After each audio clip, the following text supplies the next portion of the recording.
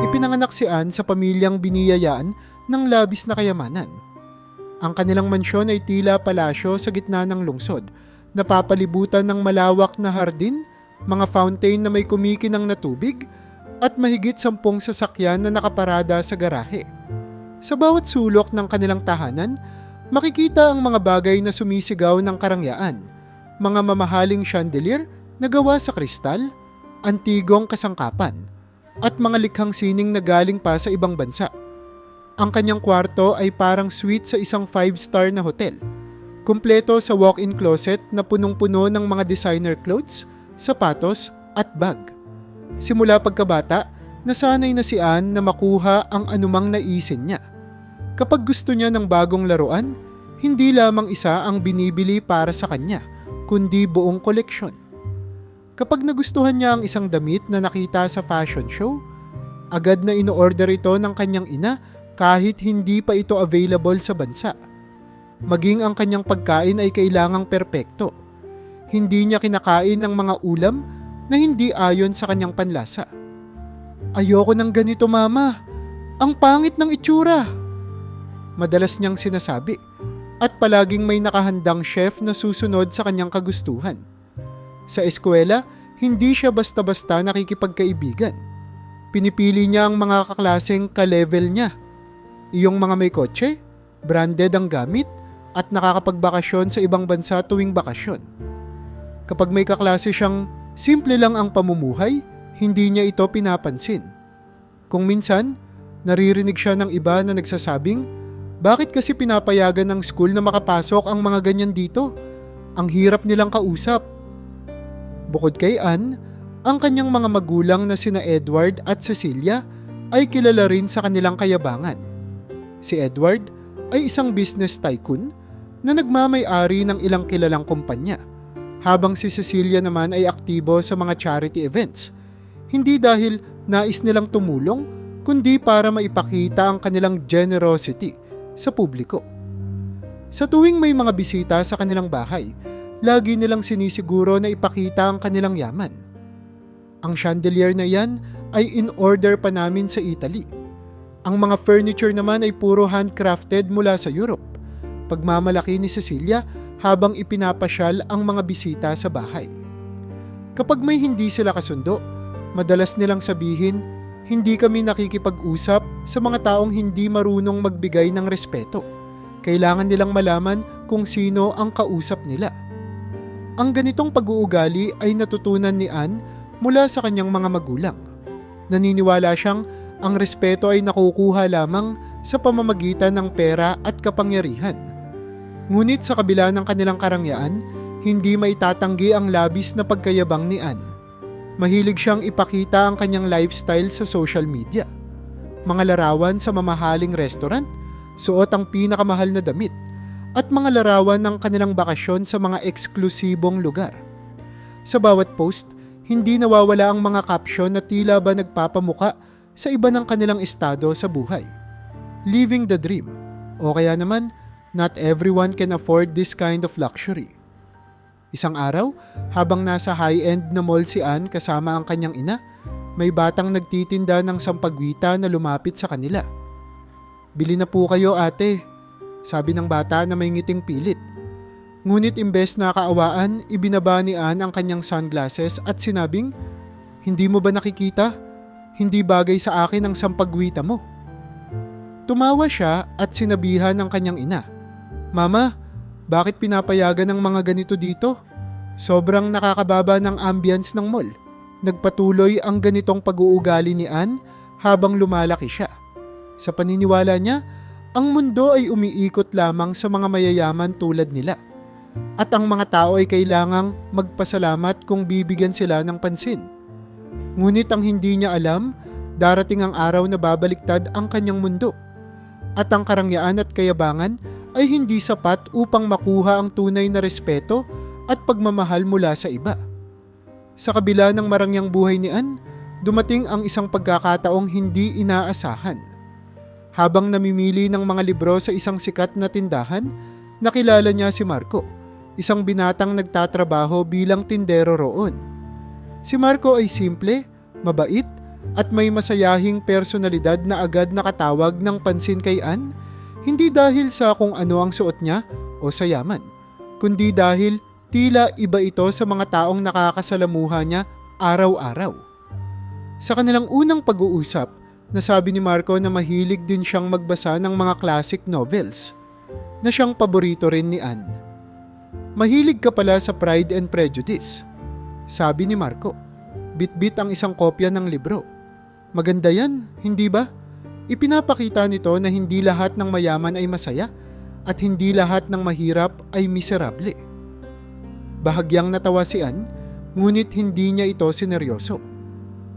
"Oo nga, pero mas okay pa rin siguro kung pareho kayong mayaman, hindi ba?" Sagot niya, medyo pabiro ngunit may halong pagmamataas. Kahit ganoon, hindi nagpatinag si Marco. Paulit-ulit siyang nagpapakita ng kabaitan at sinimulan niyang ligawan si Ann. Ipinapadala niya ang mga paboritong bulaklak nito sa opisina at nagsusulat ng simpleng mga liham na puno ng taus-pusong mga salita. Hindi man sanay si Ann sa ganitong simpleng paraan ng panliligaw, nagdulot ito ng munting saya sa kanya. Ngunit nang malaman ng mga magulang ni Ann ang tungkol kay Marco, agad silang nagalit. "Sino yang Marco na iyan?" tanong ni Edward habang nasa hapagkainan. "Trabahador sa bookstore? Ano ang kayang ibigay niya sa iyo, Ann? Libreng mga bookmark?" Tumawa si Cecilia na tila ba katuwaan ang usapan. "Ann, nakakatawa na natutuwa ka sa mga simpleng bagay. Pero seryoso ka ba talaga? Alam mong hindi ka pinalaki para maging asawa ng isang dukha." Napahiya si Ann sa mga sinabi ng kanyang mga magulang. Ngunit sa halip na ipagtanggol si Marco, napilitan siyang sumang-ayon sa kanila. Sa susunod na pagkikita nila ni Marco, naging malamig ang kanyang pakikitungo. Sa gitna ng kanilang pag-uusap, biglang sinabi ni Ann ang matagal nang bumabagabag sa kanya. "Marco, pasensya ka na, pero hindi ito magwo-workout. Hindi tayo bagay." Sabi niya, pilit na pinanatiling kalmado ang boses. "Dahil ba hindi ako mayaman?" tanong ni Marco. Hindi maitago ang lungkot sa boses. Bahagyang tumigil si Ann bago sumagot. "Oo, kailangan kong maghanap ng taong kaya kong sabayan sa buhay na ito. I'm sorry." Iniwan ni Marco si Ann nang walang salitang sumunod. Bagamat may munting kurot sa puso niya, mabilis itong naibsan sa tuwing naiisip ang marangyang buhay na mayroon siya. Para sa kanya, tama lang ang ginawa niya. Simula noon, mas naging masigasig si Ann sa pakikisalamuha sa mga tao sa lipunang tinitingala ng marami. Nakilala niya ang ilang mga anak ng politiko, mga negosyanteng kasing yaman ng kanilang pamilya, at mga personalidad na laging nasa tabloid. Kahit sa mga ganoong pakikipagkaibigan, hindi pa rin nawala ang pagiging mapili ni Anne. Pinalalaganap pa rin niya ang paniniwala na hindi lahat ng tao ay karapat-dapat sa kanyang atensyon. Sa likod ng kanyang mga ngiti sa bawat social event, hindi niya naisip na sa simpleng tindero na iyon, maaaring nagsimula ang kanyang tunay na kaligayahan. Isang bagay na hindi kayang bilhin ng kanyang yaman. Ngunit para kay Ann, ang yaman ang sentro ng kanyang mundo. At walang lugar dito ang isang tulad ni Marco. Sa kabilang dako sa isang tahimik na baryo na tila nakalayo sa ingay at alikabok ng lungsod, nakatira si Harold, isang matandang mag-isa ngunit kontentong namumuhay sa piling ng kanyang mga hayop at taniman. Ang kanyang kubo, bagamat maliit, ay puno ng buhay. Napapalibutan ito ng mga tanim na gulay at prutas na alaga niya mula sa binhi hanggang sa anihan. Sa likod ng kanyang bahay ay ang kanyang maliit na kulungan ng mga kambing, ilang manok na malayang gumagala, at 2 asong palaging nasa tabi niya. Si Bruno, ang laging alerto, at si Tiny, ang masayahin. Sa bawat umaga, gigising si Harold sa tilaok ng kanyang mga manok. Lalabas siya ng bahay ng nakangiti. Suot ang kanyang kupas na sombrero at bitbit ang lumang balde para gatasan ang kanyang mga kambing. Sa kanyang maliit na bakuran, maririnig ang kanyang mabining boses na tila baka usap ang mga hayop. "Good morning, Tiny. Bruno, bantayan nyo ang mga manok ha. Baka may mang-istorbo sa inyo." Sa kanyang simpleng mundo, ang mga hayop na ito ang nagsisilbing pamilya niya. Kahit mag-isa, hindi kailanman naramdaman ni Harold ang kalungkutan.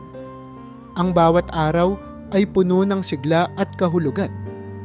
Matapos ang gawain sa umaga, lalakad siya patungo sa kanyang taniman upang tiyakin na malulusog ang kanyang mga pananim. Palaging dala niya ang kanyang maliit na radyo na luma na ngunit maayos pa rin gumagana. Pinakikinggan niya ang mga balita sa umaga habang nagtatrabaho. Nakikisabay paminsan sa mga lumang kanta. Bukod sa kanyang mga hayop, kilala rin si Harold sa kanilang baryo bilang isang mabuting tao. Hindi siya nagdadalawang isip na tumulong sa mga kapitbahay na nangangailangan. Kapag may nangangailangan ng dagdag na pagkain, palaging may maiaalok si Harold mula sa kanyang mga ani. Kapag may mga sirang kagamitan, siya ang unang pumupunta upang tumulong sa pag-aayos. Ang mga bata sa kanilang baryo ay tila mga anak na rin niya. Palaging may maliliit na grupo ng bata na tumatakbo sa kanyang bakuran, naglalaro kasama ang kanyang mga aso o humihingi ng kwento mula sa kanya. "Tatay Harold, kwento ulit." Madalas nilang sambitin habang nakaupo sa damuhan. Ikinukwento niya ang mga kwento ng kabataan niya, kung paano niya natutunan ang pag-aalaga ng hayop mula sa kanyang sariling ama at kung paano naging masaya ang buhay sa kabila ng pagiging simple. Sa gabi, matapos ang isang buong araw ng trabaho at pakikisalamuha, madalas ay uupo si Harold sa harap ng kanyang bahay. Iniinom ang kanyang paboritong kape habang pinagmamasdan ang bituin.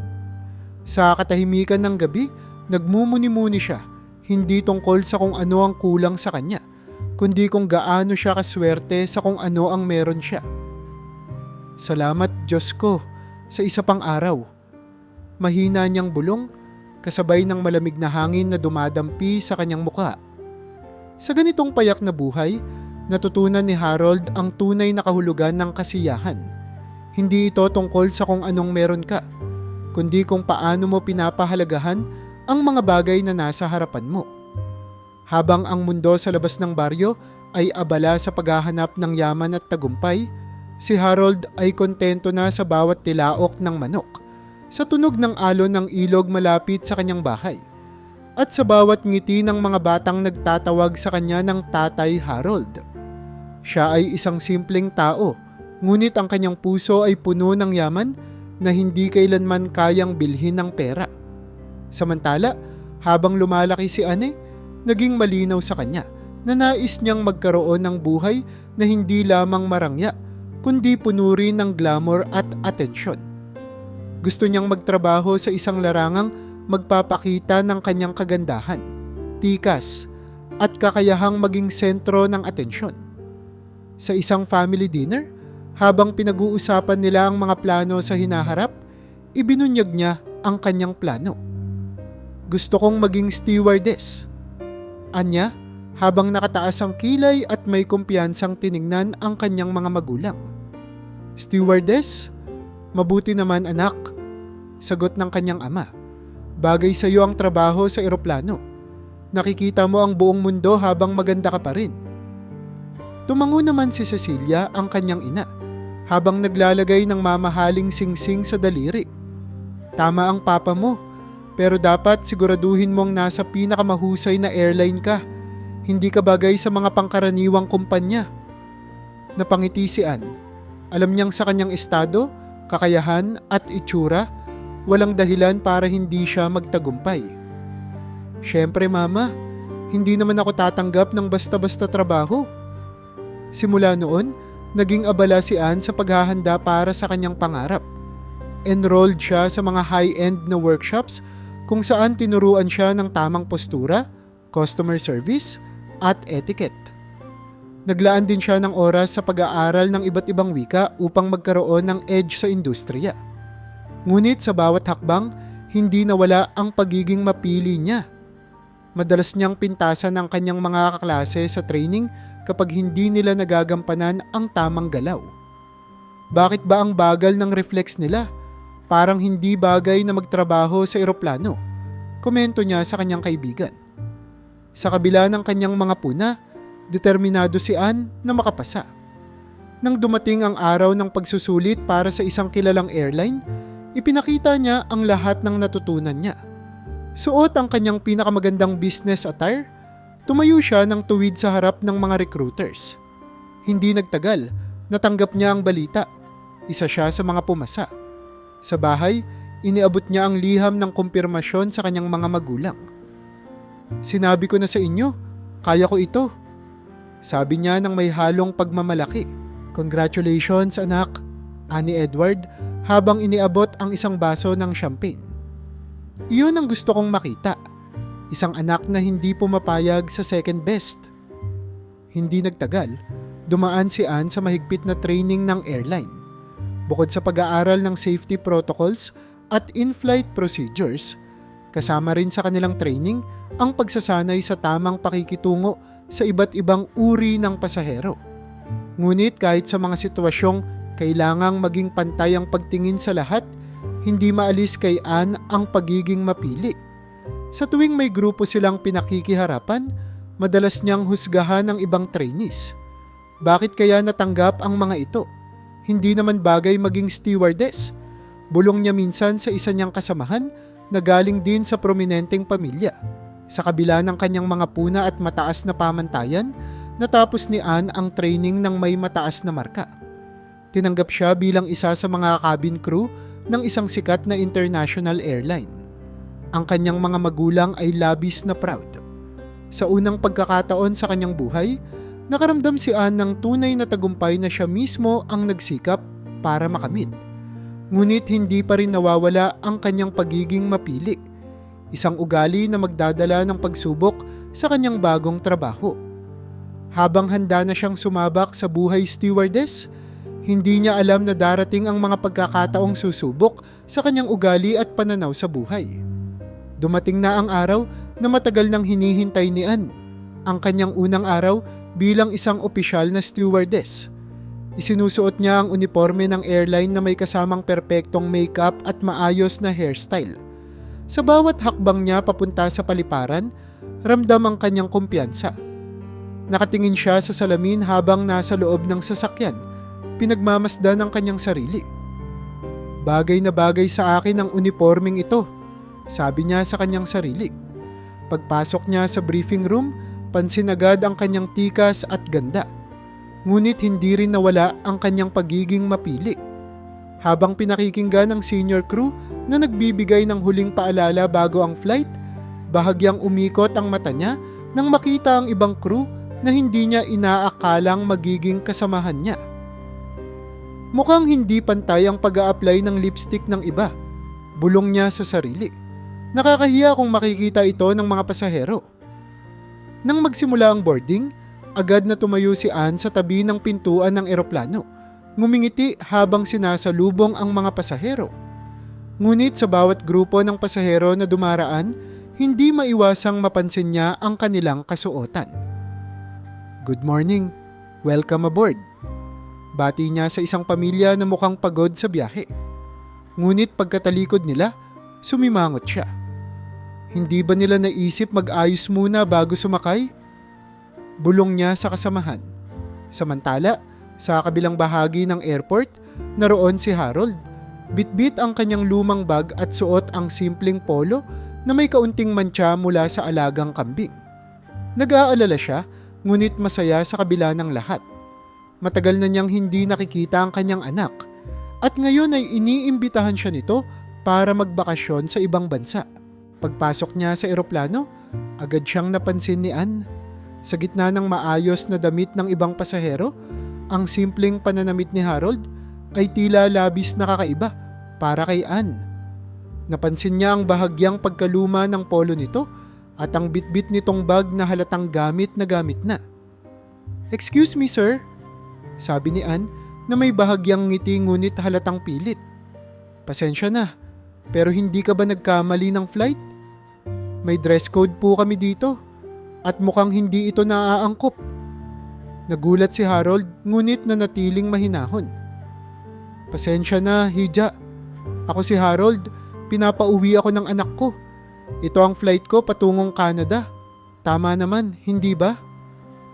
Tinignan siya ni Anne mula ulo hanggang paa. Kahit kumpirmado ang kanyang tiket, hindi pa rin maalis ni Anne ang pag-aalala na baka maapektuhan ang imahe ng airline dahil kay Harold. Sir, mukhang hindi ka handa para sa biyahe. Kung maaari, magbihis ka muna ng mas maayos. Hindi ito lugar para sa... Hindi niya natapos ang sasabihin at ngumiti na lamang ng malamig. Pilit na nagpaliwanag si Harold, ngunit nagmatigas si Anne. Tinawag niya ang kanyang supervisor at inilahad ang kanyang mga hinaing. Bagamat napatunayan na lehitimo ang tiket ni Harold, ipinilit ni Anne na hindi ito karapat-dapat sumakay sa ganitong estado. Sa huli, napilitang bumaba si Harold sa eroplano. Dala ang kanyang bag at lungkot sa kanyang mga mata. Habang umaalis si Harold, hindi na ito tiningnan ni Anne. Bagkus, nagpatuloy siya sa pagbati sa iba pang pasahero na tila walang nangyari. Sa kanyang isipan, naniniwala siyang tama ang ginawa niya. Hindi niya hahayaang masira ang reputasyon ng airline dahil lamang sa isang tao na hindi marunong mag-ayos. Sa kabuuan ng biyahe, nagpatuloy ang mataas na tingin ni Anne sa kanyang sarili. Iniisip na ang araw na iyon ay isa na namang tagumpay sa kanyang bagong karera. Ngunit sa kabilang dako, naiwan si Harold sa paliparan. Nagtataka kung bakit tila hindi siya karapat-dapat makasakay sa mundo ng mga taong tulad ni Anne. Ang kanyang simpleng pananamit na para sa kanya ay simbolo ng isang buhay na puno ng kasiyahan ay naging dahilan upang siya ay mapahiya at mawalan ng pagkakataon sa isang mahalagang sandali kasama ang kanyang anak. Nang pilit na pinababa si Harold mula sa eroplano, hindi na siya nakipagtalo pa. Alam niyang wala nang silbi ang magpaliwanag, lalo na't tila matigas ang puso ng stewardess na si Anne. Bitbit ang kanyang lumang bag, dahan-dahan siyang naglakad papalayo sa eroplano. Ang bigat ng kanyang mga hakbang ay tila sumasalamin sa bigat ng nararamdaman niya sa mga sandaling iyon. Sa kabila ng kanyang pananabik na makita ang anak sa Canada, napalitan ito ng lungkot at pagkabigo. Habang naghihintay sa labas ng terminal, tinignan niya ang kanyang tiket at inisip kung saan siya nagkamali. Maayos naman ang lahat, di ba? Legitimo naman ang aking biyahe. Bulong niya sa sarili. Ngunit alam din niya sa kanyang puso na ang dahilan ng lahat ng ito ay ang kanyang itsura. Ang lumang polo, ang gamit na bag, at ang simpleng buhay na daladala niya saan man siya magpunta. Sa isang lugar kung saan ang yaman at itsura ang madalas na batayan, ramdam niyang hindi siya nababagay. Nang makauwi si Harold sa probinsya, sinalubong siya ng kanyang mga alagang hayop. Ang kanyang mga kambing ay parang nagtataka kung bakit maaga siyang bumalik, at ang kanyang mga aso ay masiglang kumahol na para bang inaaliw siya. Ngunit sa kabila ng masayang pagbati ng kanyang mga alaga, hindi pa rin maialis ang lungkot sa kanyang puso. Umupo siya sa harap ng kanyang maliit na bahay at tinignan ang kalangitan. Ang pag-asa na makita muli ang kanyang anak na si James ay tila nawawala na sa bawat buntong hininga niya. Hawak niya ang cellphone at ilang beses na niyang tinangkaang tawagan si James upang ipaliwanag ang nangyari, ngunit hindi niya magawa. Ayaw niyang magdala ng problema sa anak niya, lalo na't alam niyang abala ito sa trabaho.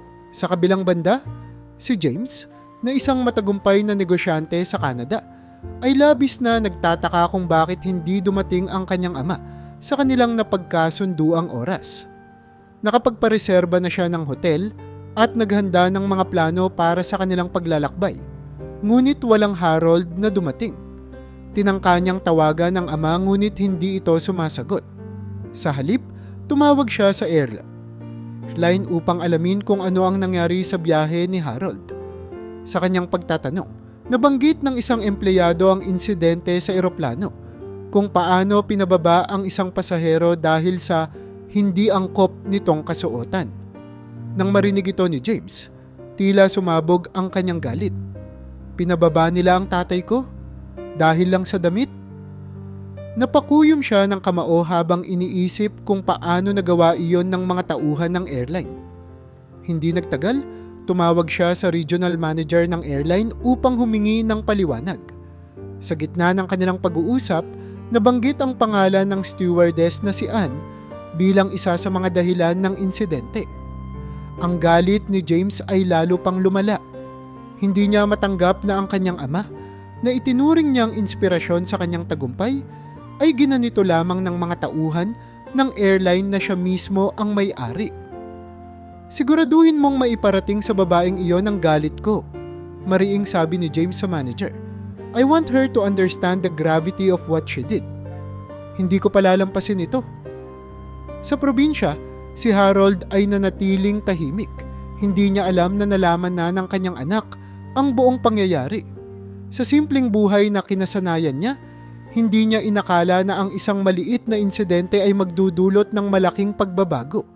Hindi lamang sa kanya, kundi pati na rin kay Anne, na sa pagkakataong ito ay hindi pa alam ang tunay na pagkakakilanlan ni James. Ang bawat hakbang ni James patungo sa pagbibigay hustisya para sa kanyang ama ay sisimula ng isang plano na magpapabago sa landas ng lahat ng nasa kwento. Sa mga sumunod na araw matapos ang insidente sa eroplano, nanatiling walang alam si Anne sa galit na binabalak ni James. Sa kanyang isipan, tama ang kanyang ginawa.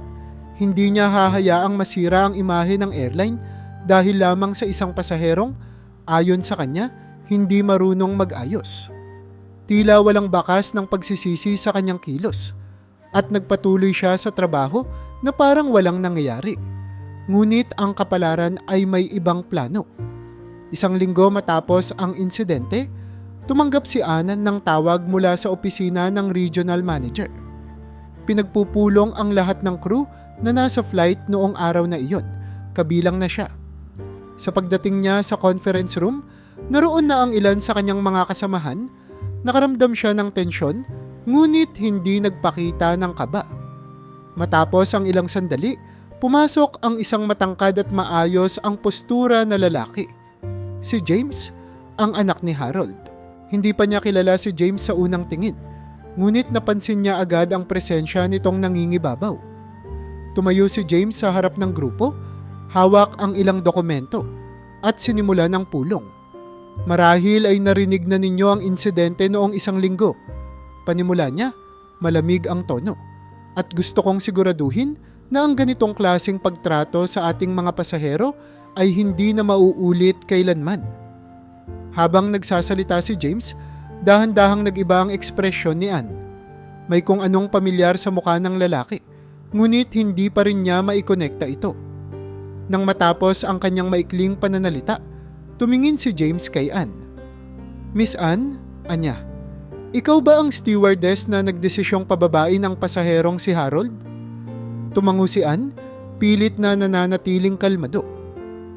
Oo sir, ginawa ko lang po ang sa tingin ko'y tama para sa reputasyon ng airline. Napalunok si Anne nang marinig ang sunod na sinabi ni James. Ang pasaherong iyon, si Harold ay aking ama, at ang airline na ito, ako ang may-ari. Mistulang tumigil ang mundo ni Anne. Napako siya sa kanyang kinatatayuan, hindi makapagsalita. Ang mga kasamahan niya ay napatingin sa kanya. Halatang nagulat din sa revelasyong iyon. Hindi inakala ni Anne na ang simpleng lalaking pinababa niya sa eroplano ay konektado sa taong nagbibigay ng sahod sa kanya. Nagpatuloy si James, hindi binibigyan ng pagkakataon si Anne na makapagsalita. Ang ginawa mong iyon ay hindi lamang kawalan ng respeto sa isang pasahero, kundi pati na rin sa integridad ng airline na ito. Ang aking ama, na isang simpleng tao ngunit may marangal na pagkatao, ay hindi nararapat tratuhin ng ganoon. Nagpatawag ng espesyal na pulong si James kasama ang mga executive ng airline upang ipaliwanag ang susunod na hakbang. Ilang oras ang lumipas, natanggap ni Anne ang desisyon ng pamunuan. Suspensyon mula sa trabaho ng walang bayad, kasama ang rekomendasyong sumailalim siya sa sensitivity training. Ngunit hindi pa doon nagtatapos ang parusa. Ang pamilya ni Anne, na may negosyo sa ilalim ng ilang subsidiary ng airline, ay biglang nakaranas ng paghina sa suporta mula sa corporate partnerships na nagresulta sa pagbagsak ng kanilang kita. Nang malaman ito ng mga magulang ni Anne, galit na galit sila. Ano itong naririnig ko?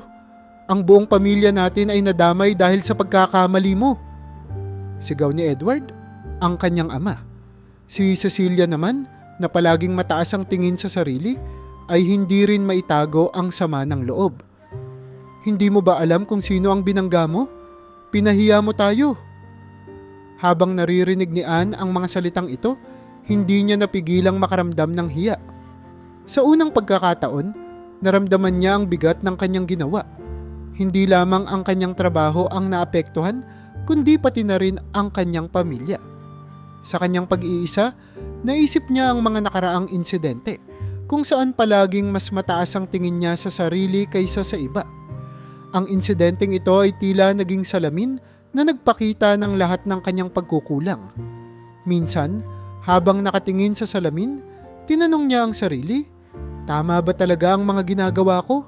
Puro yaman at imahe ang inuna ko, pero ano ang naidulot nito sa akin? Unti-unti, nagsimula siyang mag-isip tungkol sa kanyang ugali at sa mga desisyong nagdala sa kanya sa ganitong sitwasyon.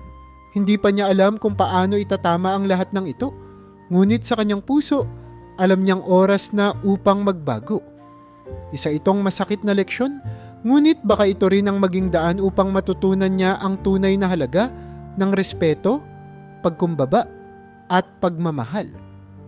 Matapos ang suspensyon sa kanyang trabaho at ang pagkalugmok ng negosyo ng kanilang pamilya, halos hindi makalabas ng bahay si Anne.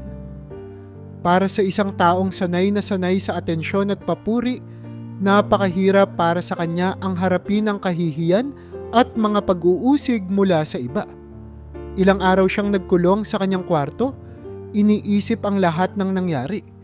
Ang kanyang mga magulang na dati lagi siyang sinusuportahan, ngayon ay palaging galit at may hinanakit sa kanya. Sa kabila ng bigat ng sitwasyon, may bahagi ng puso ni Anne na gustong magsimula muli. Ang mga salita ni James noong pulong ay paulit-ulit na bumabalik sa kanyang isipan. Hindi lamang kawalan ng respeto sa pasahero, kundi kawalan ng respeto sa pagkatao. Napagtanto niya na sa kabila ng kanyang mga ambisyon, unti-unti na siyang naging biktima ng sariling kayabangan at mataas na pagtingin sa sarili. Isang araw, matapos ang matagal na pag-iisip, nagdesisyon siyang harapin ang lahat ng may layunin at kababaang loob. Pinuntahan niya ang HR ng airline upang magtanong kung paano siya maaaring makapagsimula muli kahit na nasa ilalim pa siya ng suspension. Ipinaliwanag sa kanya na may mga volunteer programs ang airline para sa feeding initiatives sa mahihirap na komunidad. Bagamat walang bayad at hindi bahagi ng kanyang trabaho, agad siyang nagpatala. Sa unang araw ng volunteer program, kinailangan niyang magtungo sa isang maliit na barangay sa gilid ng lungsod. Napaliligiran ito ng masisikip na bahay, maruruming eskinita, at mga batang halos walang tsinelas na nagtatakbuhan sa kalsada. Nagulat si Anne sa kanyang nakita. Isang realidad na noon ay pilit niyang iniiwasan. Dati, sa tuwing makakakita siya ng ganitong eksena, iiling lang siya at magpapatuloy sa kanyang sariling mundo. Ngayon, wala na siyang ibang pagpipilian kundi makihalubilo. Miss Anne, ikaw ang bahala sa pagkain sa mga bata, sabi ng isang coordinator. Nakatingin siya sa mahabang linya ng mga bata na may daladalang maliliit na plato. Hindi niya maiwasang magduda sa sarili. Kaya ko ba ito? Tanong niya sa isip. Ngunit nang masilayan niya ang mga ngiti ng mga bata habang naghihintay ng pagkain, tila unti-unting nabawasan ang kanyang kaba. Habang abala siya sa pagsasalin ng pagkain sa mga plato, isang batang babae ang lumapit sa kanya. Ate, ang ganda mo po. Bulalas ng bata habang nakangiti. Bahagyang natigilan si Anne. Sa buong buhay niya, sanay siyang makarinig ng papuri. Ngunit ang puri ng batang ito ay walang halong panunukat o paghuhusga. Isang taos pusong pagbibigay pansin. Ngumiti siya at sumagot, "Salamat! Ano ang pangalan mo?" "Laika po," sagot ng bata. "Mabuti naman, Laika. Kumain ka ng mabuti, ha?" Sa buong araw na iyon, naranasan ni Anne ang isang bagay na hindi kailanman naidulot ng kanyang marangyang buhay. Ang kasiyahang hatid ng pagtulong sa iba. Nakita niya ang mga pamilya na walang-wala, ngunit punong-puno ng pasasalamat sa maliit na tulong na kanilang natatanggap. Sa huli, habang nililigpit nila ang mga kagamitan, isang kasamahan sa volunteer program ang nagbigay ng papuri sa kanya. "Ang galing mo kanina, Anne. Hindi ko akalain na kaya mo palang makibagay." Ngumiti lamang siya. Hindi niya kailangang sabihin na noon ay hindi niya nakikita ang halaga ng ganitong gawain. Alam niyang marami pa siyang dapat baguhin, ngunit ang araw na iyon ay naging unang hakbang sa kanyang pagbabago. Hindi nagtagal, nagsimula na rin siyang makibahagi sa iba pang outreach programs ng airline. Kasama ang mga ordinaryong empleyado, naglalakad siya sa mga komunidad upang magbigay ng pagkain, magbahagi ng mga gamit sa eskwela, at makisalamuha sa mga tao. Natutunan niyang pakinggan ang kanilang mga kwento at makita ang kanilang halaga bilang tao, anuman ang kanilang estado sa buhay. Sa bawat araw na lumilipas, unti-unting nagbabago si Anne. Natututo siyang makisalamuha nang walang pamimili, isang bagay na hindi niya kailanman nagawa noon. Naisip niya na ang mundo ay mas malaki kaysa sa kanyang dating pananaw, at hindi ang yaman o karangyaan ang sukatan ng halaga ng isang tao. Ngayon, sa bawat ngiti at pasasalamat na natatanggap niya, ramdam niya ang tunay na kasiyahan na noon ay hindi na ibigay ng kanyang marangyang buhay.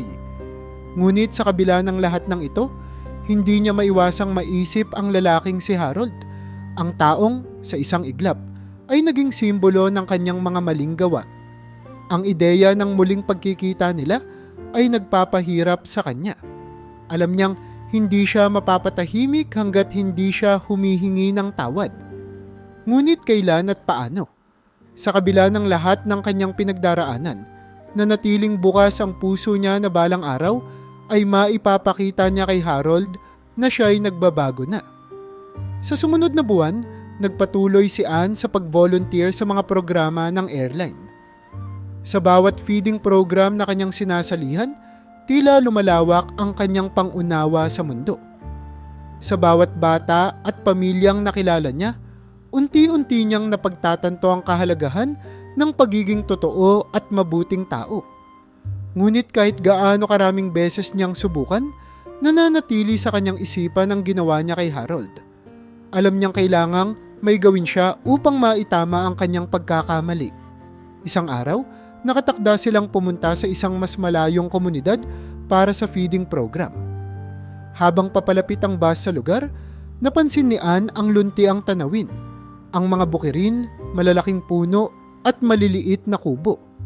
Ang paligid ay tila napakapayapa, malayo sa magulong lungsod na kinasanayan niya.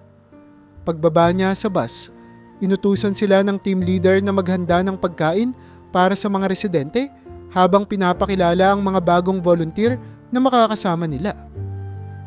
Meron tayong isang lokal na volunteer na magtuturo sa atin kung paano mas maayos na makikipag-ugnayan sa komunidad, sabi ng leader. Siyempre, kilala na natin siya bilang isa sa pinakamabuting tao sa lugar na ito, si Harold. Sa narinig na pangalan, biglang kumabog ang dibdib ni Anne. Nang lumapit si Harold sa grupo, dala ang kanyang simpleng ngiti at payapang aura, nanlaki ang mga mata ni Anne. Parang bumalik sa kanya ang lahat ng nangyari noong araw na pinababa niya ito sa eroplano. Napayuko siya, pilit na itinatago ang kanyang muka sa mga kasamahan. Habang inorganisa ang programa, pansamantalang nagkaroon ng pagkakataon si Anne na maglakad palayo at huminga ng malalim. Hindi niya alam kung paano siya haharap kay Harold, lalo na't alam niyang wala siyang sapat na dahilan para sa nagawa niya noon. Ngunit sa kabila ng lahat, alam niyang hindi niya maaaring takasan ang pagkakataong ito. Kailangang magpakumbaba siya at humingi ng tawad. Habang inaayos ni Harold ang mga pagkain, Lumapit si Anne sa kanya ng dahan-dahan. Nakayuko siya at ang kanyang mga kamay ay nanginginig. "Sir Harold," mahina niyang sabi. Lumingon si Harold, bahagyang nagulat nang makita si Anne. "Ikaw pala," sabi niya nang may bahagyang ngiti. Walang galit sa kanyang boses, ngunit may halong pagtataka. "Gusto ko sanang humingi ng tawad," sabi ni Anne, halos bumubulong. "Sa lahat ng ginawa ko noong araw na iyon, sa eroplano. Hindi ko dapat ginawa iyon sa inyo." Tumigil si Harold sa kanyang ginagawa at tinitigan si Anne ng maigi. Hindi niya inasahan na muling makikita ang babaeng ito, lalo na sa ganitong sitwasyon. Ngunit imbes na magsalita agad, naghintay siya ng ilang sandali. Tila iniisip kung paano sasagutin ang kanyang sinabi. "Alam mo, Hija," wika ni Harold sa wakas, "lahat tayo ay nagkakamali. At ang mahalaga ay ang ating intensyon na itama ito. Kung sinsero ka sa iyong sinasabi, pinapatawad na kita." Napatingin si Anne kay Harold, hindi makapaniwala na ganoon kadali siyang pinatawad. "Salamat, Sir Harold," sabi niya. "Hindi ko talaga alam kung paano ako magsisimula, pero ginagawa ko ang lahat ng kaya ko para magbago." Ngumiti si Harold, ngunit may halong seryosong ekspresyon sa kanyang muka.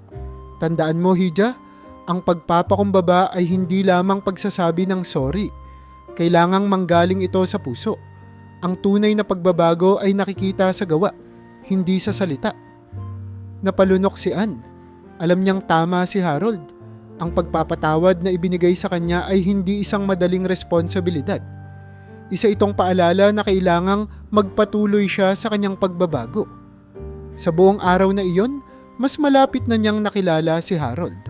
Napansin niya kung gaano kasimple ngunit kahanga-hanga ang buhay nito.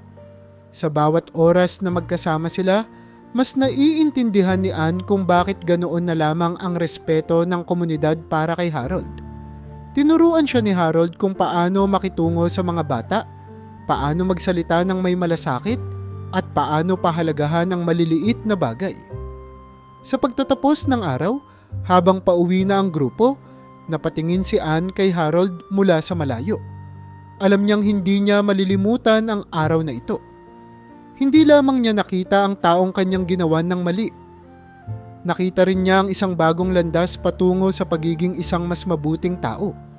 At sa kaibuturan ng kanyang puso, alam niyang ito pa lamang ang simula ng kanyang tunay na pagbabago.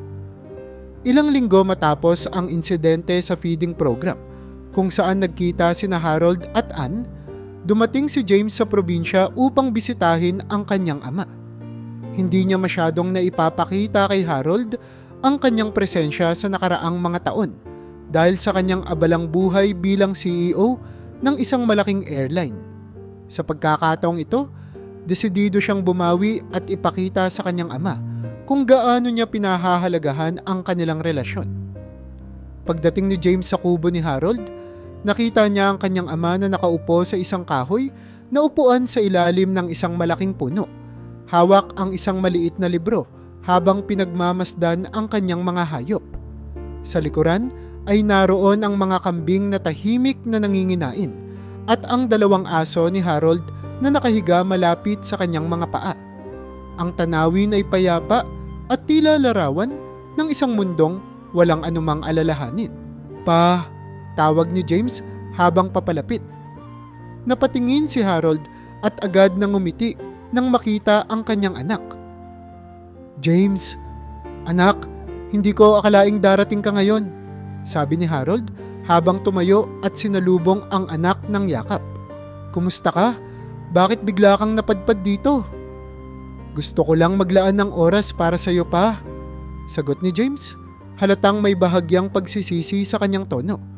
"Napagtanto ko na sobrang abala ko na sa trabaho at halos hindi ko na kayo nabibigyan ng panahon." Napatango si Harold at ngumiti, ngunit hindi nagsalita. Hinila niya ang anak sa loob ng kubo at inalok ng kape. Habang nagsasalo sa simpleng pagkain na tinapay at nilagang itlog, nagsimula silang mag-usap ng mas malalim. Sa kanilang pag-uusap, tinanong ni James ang ama. Pa, hindi mo ba naisip na lumipat na ng tirahan? Baka naman gusto mo nang tumira sa mas maayos na lugar o mas malapit sa akin? Ngumiti si Harold at umiling. James, sa lugar na ito ako tunay na masaya. Hindi ko kailangang maghanap ng mas malaki o mas magara. Dito, may tanawin akong nagdadala ng kapayapaan. May mga hayop akong itinuturing na pamilya. At mga kapitbahay na handang tumulong sa kahit ano. Ang simpleng buhay na ito ang nagbibigay sa akin ng tunay na kasiyahan. Napaisip si James. Dati, iniisip niya na ang yaman at tagumpay ang susi sa masayang buhay. Ngunit sa bawat salitang sinasabi ni Harold, unti-unting nabubuksan ang kanyang isip. Sa kabila ng kakulangan ng material na bagay, kitang-kita niya ang kasiyahan sa muka ng kanyang ama. Isang kasiyahang hindi niya kailanman nakita sa sarili niyang buhay. Sa mga sumunod na araw, nanatili si James sa probinsya kasama si Harold. Sabay silang nagtrabaho sa taniman ng gulay, nagpakain ng mga hayop at naglakad-lakad sa bukirin habang nagkukwentuhan. Naging mas malapit silang mag-ama, isang bagay na matagal nang nawala dahil sa abalang buhay ni James. Sa mga panahong iyon, naramdaman ni James ang koneksyon sa kanyang ama na parang bumabalik ang mga araw ng kanyang kabataan. Isang gabi, habang magkatabi silang nakaupo sa harap ng kubo at pinagmamasdan ang mga bituin, nagsalita si James. Pa, salamat sa lahat. Hindi ko nasabi ito noon, pero ikaw ang inspirasyon ko. Ikaw ang nagturo sa akin ng kasipagan, respeto, at pagmamahal. Hindi ko alam kung paano kita mapapasalamatan. Tinapik ni Harold ang balikat ng kanyang anak. Hindi ko kailangan ng pasasalamat, anak. Ang mahalaga, alam kong masaya ka sa buhay mo. Pero tandaan mo, James, ang tunay na tagumpay ay hindi nasusukat sa kung gaano karaming pera o ari-arian ang meron ka. Ang tagumpay ay ang pagkakaroon ng kapayapaan sa puso mo at ng pagmamahal sa mga taong mahalaga sa iyo. Napabuntong hininga si James na para bang nawala ang bigat na matagal nang nakaatang sa kanyang balikat. Sa pagkakataong iyon, naintindihan niya na hindi ang kanyang yaman o titulo bilang CEO ang mahalaga, kundi ang koneksyon niya sa kanyang pamilya, lalo na sa kanyang ama. Habang umuuwi si James pabalik sa lungsod, dala niya ang aral mula kay Harold. Nangako siya sa sarili na mas bibigyan niya ng oras ang mga bagay na tunay na mahalaga sa buhay. Hindi na lamang siya magiging abala sa trabaho, kundi gagawin niyang misyon ang pagpapakita ng pagmamahal sa mga mahal niya. Sa simpleng buhay ni Harold, natutunan ni James ang kahulugan ng tunay na kayamanan, ang pagmamahal at kapayapaan sa puso.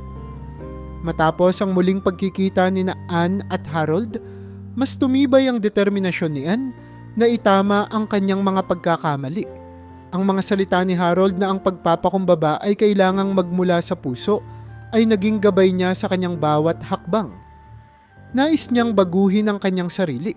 Hindi dahil kailangan niya itong gawin, kundi dahil nais niyang maging isang taong tunay na marerespetuhan. Hindi dahil sa yaman o posisyon, kundi dahil sa kanyang pagkatao.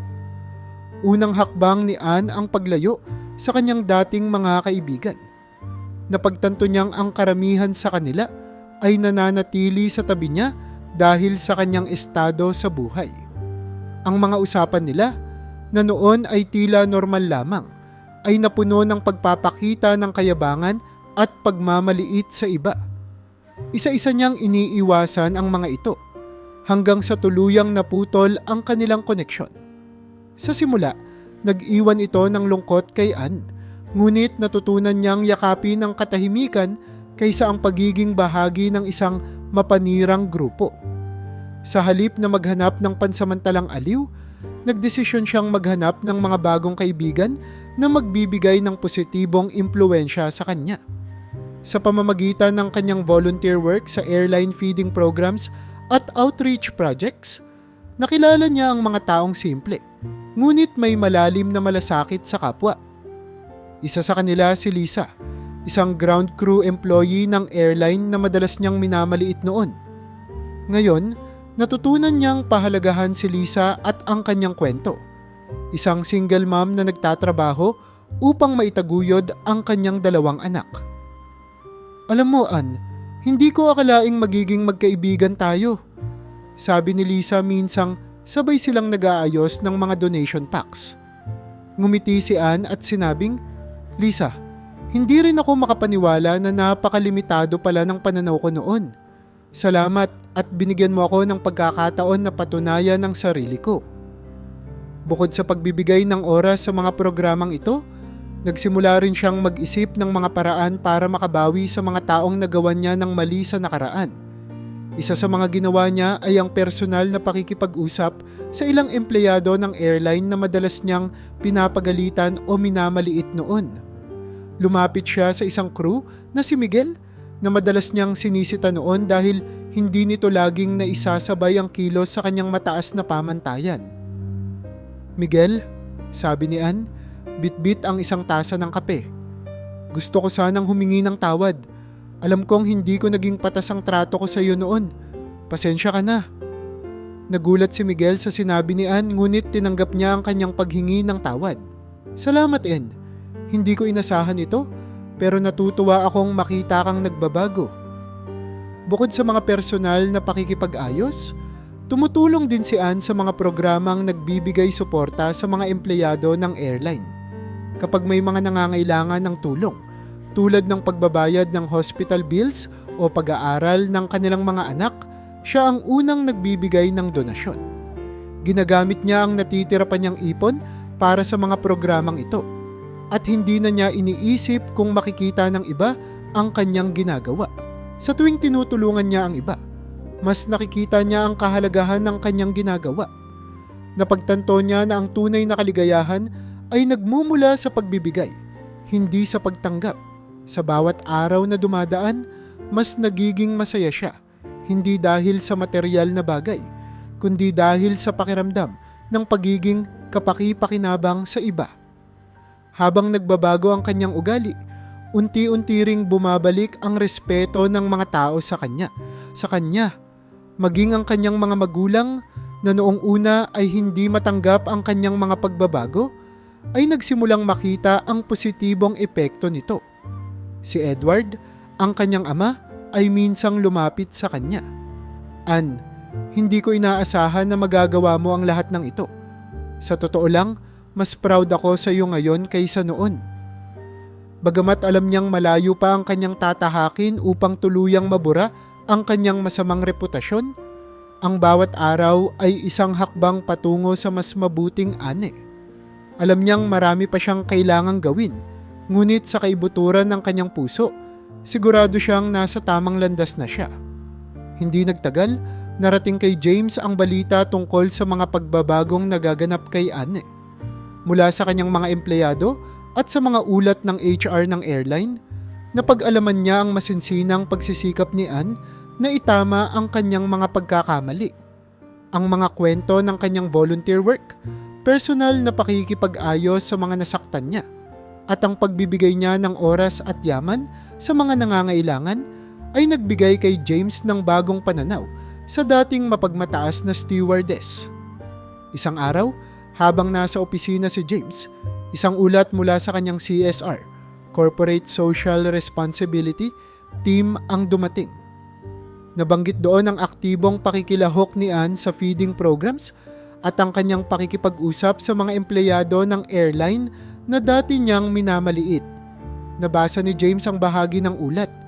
Ann has shown consistent humility and effort in rebuilding relationships. Her actions have had a positive impact on both employees and communities. Napaisip si James. Para sa isang taong dati niyang kinamuhian dahil sa kawalan ng respeto, ang naririnig niyang mga kwento tungkol kay Ann ay tila isang patunay ng tunay na pagbabago. Gusto niyang makita ito sa sarili niyang mga mata. Kaya't nagdesisyon siyang suriin ng personal ang mga ginagawa ni Ann bago gumawa ng hakbang. Sa hindi inaasahan ni Ann, dumalo si James sa isa sa mga feeding programs na kanyang sinasalihan. Hindi siya agad napansin ni Ann. Abala ito sa pamimigay ng pagkain sa isang mahabang pila ng mga bata. Tahimik na pinagmasdan ni James ang kilos ni Ann, ang kanyang tunay na pakikitungo, ang simpleng ngiti sa mga tao, at ang taos-pusong pasasalamat na ibinibigay niya sa bawat isa. Nang matapos ang programa, lumapit si James. Ann, tawag niya. Napalingon si Ann, bahagyang nagulat ngunit agad siyang nagpakita ng respeto. Sir James, anya, halatang may halong kaba at hiya. Napansin ko ang ginagawa mo dito. Narinig ko rin ang mga kwento mula sa iba. At masasabi ko, nagbago ka na talaga. Sabi ni James, nakatingin ng seryoso ngunit may bahagyang ngiti. Salamat sir. Alam kong malayo pa ang kailangan kong tahakin, pero ginagawa ko ang lahat ng makakaya ko. Sagot ni Ann ng buong kababaang loob. Matapos ang maikling pag-uusap, tinawag ni James si Ann sa opisina upang formal na kausapin tungkol sa kanyang parusa. Ann, naniniwala ako na ang layunin ng parusa ay upang itama ang mga pagkakamali, hindi upang sirain ang buhay ng isang tao. Nakita ko na nagsikap ka upang magbago, at para sa akin, iyon ang tunay na kahulugan ng hustisya, sabi niya. Sa wakas, inalis ni James ang parusa ni Ann. Binalik siya bilang isang stewardess, ngunit may isang kondisyon. Gusto ko, sa pagbabalik mo sa trabaho, ipakita mo ang malasakit sa kapwa sa lahat ng aspeto ng iyong trabaho. Hindi lang ito tungkol sa imahe ng airline. Ito ay tungkol sa mga tao. Bilin ni James. Muling sumilay ang ngiti sa mukha ni Ann. Ngunit sa pagkakataong ito, may halong pasasalamat at kababaang loob. Salamat po, Sir James. Hindi ko po kayo bibiguin. Sa pagbabalik ni Ann bilang stewardess, naging magaan ang kanyang kalooban. Hindi lamang dahil nakuha niya muli ang kanyang trabaho, kundi dahil alam niyang napatawad na siya ng mga taong nasaktan niya. Kasabay nito, nagpatuloy pa rin siya sa pakikilahok sa mga volunteer activities at sa isang feeding program, muli niyang nakita si Harold. Nang makita siya ni Harold, isang mainit na ngiti ang bumati sa kanya. Ann, nagbalik ka pala sa trabaho. Masaya akong makita kang mas maayos ngayon, sabi ni Harold. Oo, Sir Harold. Salamat sa suporta ninyo. Kung hindi dahil sa mga payo ninyo, hindi ko siguro magagawa ang mga pagbabago. Sagot ni Ann habang inaabot ang isang plato ng pagkain sa isang bata. Simula noon, nagkaroon ng mas malalim na koneksyon sina Ann at Harold. Hindi lamang sila nagkikita sa mga programa ng airline, kundi minsan ay pumupunta si Ann sa probinsya upang dalawin si Harold. Tinuruan siya ni Harold kung paano magtanim ng gulay at mag-alaga ng hayop. Sa mga pagkakataong iyon, natutunan ni Ann ang halaga ng simpleng buhay. Isang bagay na noon ay hindi niya binibigyang pansin. Alam mo Ann, sabi ni Harold, minsang nagkakape sila sa ilalim ng puno. Hindi naman kailanman huli para magsimula ulit. Lahat tayo may kapasidad na baguhin ang ating sarili, basta't bukas ang puso natin. Tumango si Ann at ngumiti. Salamat, Sir Harold. Hindi ko po ito makakalimutan. Sa bawat pagdaan ng araw, mas tumibay ang kanilang pagkakaibigan. Si Harold ay naging mentor kay Ann, hindi lamang sa pagiging mabuting tao, kundi sa pagtanggap sa sarili at sa kahalagahan ng pagiging makatao. Samantala, si Anna naman ay naging inspirasyon din kay Harold na makitang ang isang tao ay kayang magbago basta't handang magsimula muli. Simula nang makita ni James ang pagbabago ni Ann, hindi niya maiwasang mapansin ang bagong liwanag sa pagkatao nito. Ang Ann na dati niyang kinamumuhian ay tila naging ibang tao na. Isang babaeng puno ng kababaang loob at malasakit sa kapwa. Sa bawat volunteer program na kanilang pinagsaluhan at bawat ulat na natanggap niya tungkol kay Ann, unti-unting nabuo ang isang bagong larawan sa isipan niya. Hindi na lamang ito ang babaeng puno ng kayabangan at pagiging mapili, kundi isang taong tunay na nagsisikap na baguhin ang sarili. Sa isang pagkakataon, nagkaroon ng malakihang event ang airline kung saan iprinisinta ang kanilang mga CSR projects. Naimbitahan si Ann upang magbahagi ng kanyang karanasan bilang isa sa mga aktibong volunteers. Habang nakatayo siya sa harap ng maraming tao, buong kababaang loob niyang ibinahagi ang kanyang kwento. Mula sa pagiging mapagmataas na stewardess hanggang sa kanyang journey ng pagbabago. Marami po akong natutunan sa nakaraang mga buwan.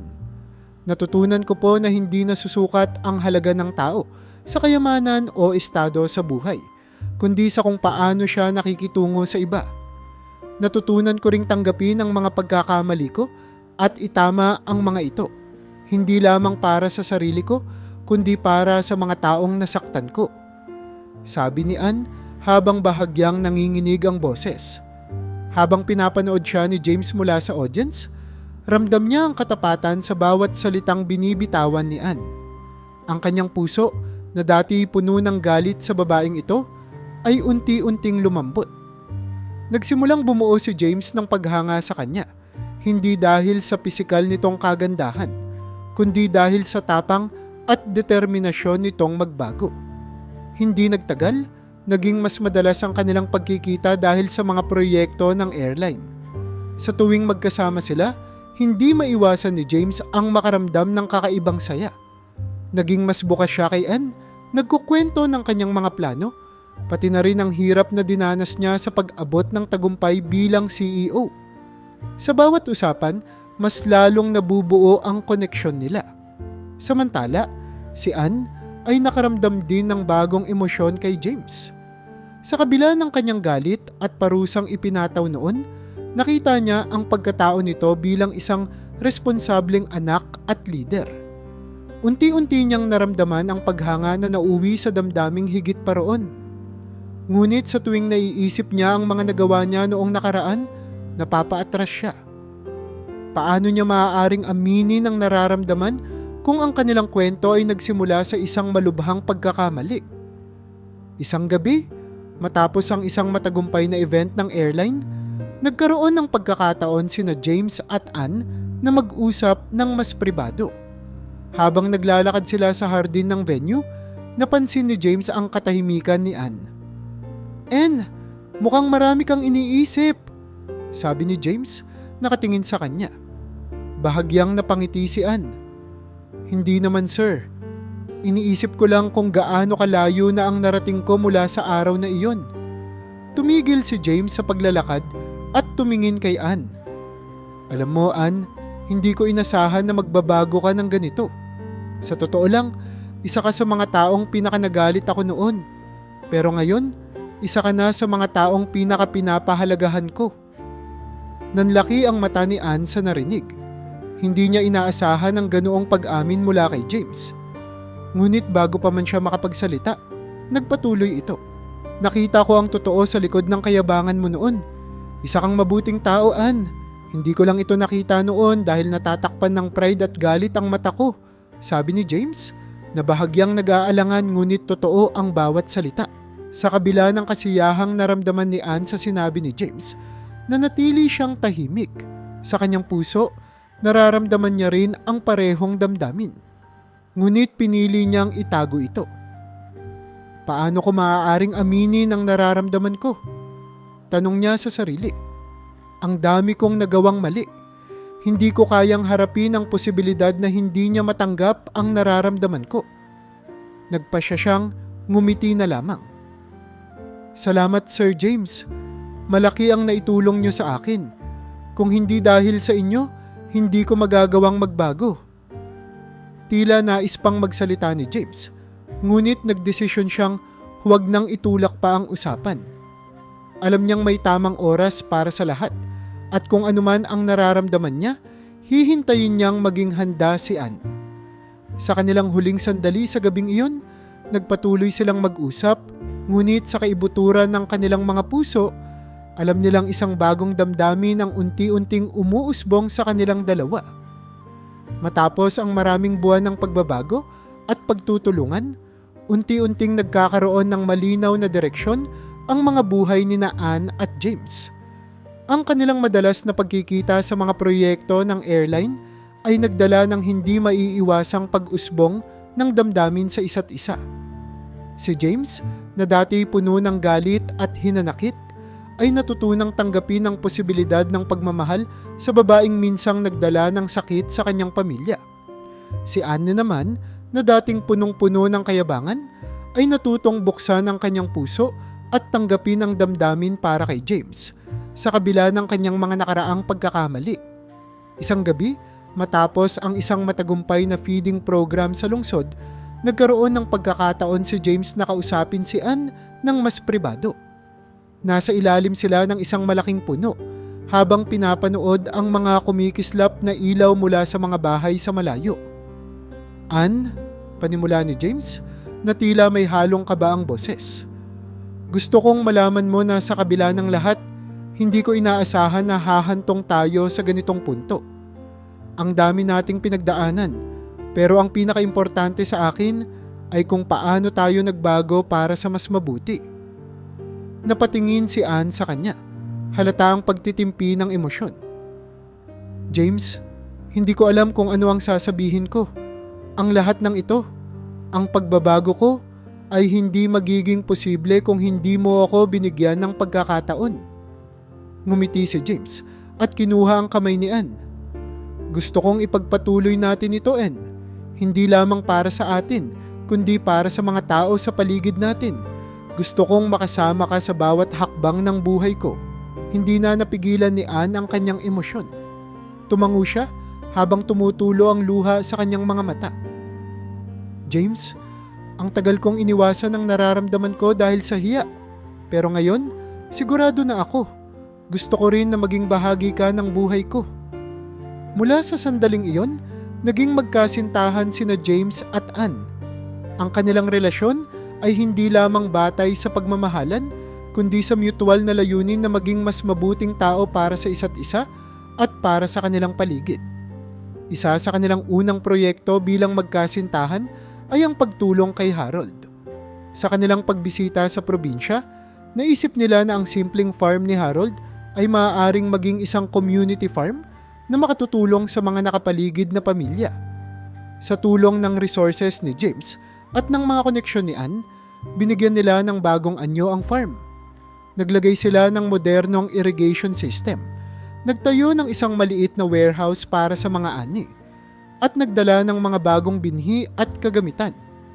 Hindi lamang ito naging mas produktibo, kundi naging sentro rin ito ng komunidad kung saan ang mga tao ay nagtutulungan at nagsasama-sama. Si Harold, na noong unay nag-aalangan sa pagbabago, ay natuwa nang makita ang epekto nito sa kanyang komunidad. Hindi ko inakala na magiging ganito kalaki ang farm na ito, sabi niya habang pinagmamasdan ang mga taong nagtatrabaho ng masaya. Salamat, James at Anne. Hindi lang ito para sa akin, kundi para sa lahat ng taong nangangailangan. Samantala, ang pamilya ni Anne ay nagkaroon din ng malaking pagbabago. Dahil sa mga nangyari, natutunan nilang tanggapin ang leksyon ng pagpapakumbaba. Si Edward at Cecilia, na dating mataas ang tingin sa kanilang sarili, ay naging aktibong bahagi ng mga proyekto ng airline. Tumutulong sila sa mga feeding programs at naglaan ng oras upang makisalamuha sa mga nangangailangan. Anne, hindi ko inaasahan na magagawa naming magbago, sabi ni Edward, minsang nag-usap sila. Pero salamat sa iyo at kay James. Natutunan namin na ang tunay na yaman ay hindi nasusukat sa pera, kundi sa kung paano tayo nakakatulong sa iba.